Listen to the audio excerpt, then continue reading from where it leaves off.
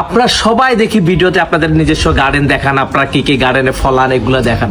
আজকে আমি দেখাবো আমার গার্ডেনে আমি কি ফলাই। এই দেখেন আমার গার্ডেনের টমেটো, কি সুন্দর সবুজ টমেটো, লাল ছিল, লালগুলো মরে গেছে, সরি লালগুলো আমরা খেয়ে ফেলেছি। ঠিক আছে, দেখছেন কত সুন্দর টমেটো রোপণ করেছি।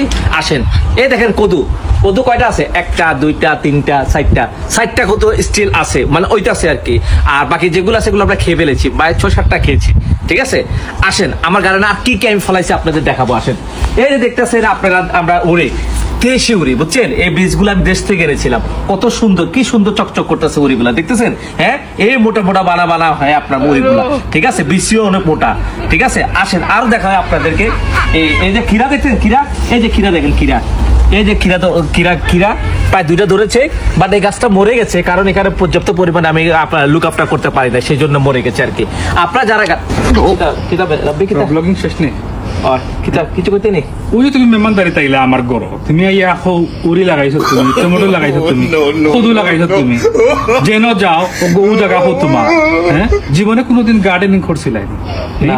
তুমি যে আইয়া যে খালি মিশা মাছ গিয়া ব্লগিং করা গিয়া, তা ঠিক নেই, এটা কোনদিন বাদ দিতে হয়?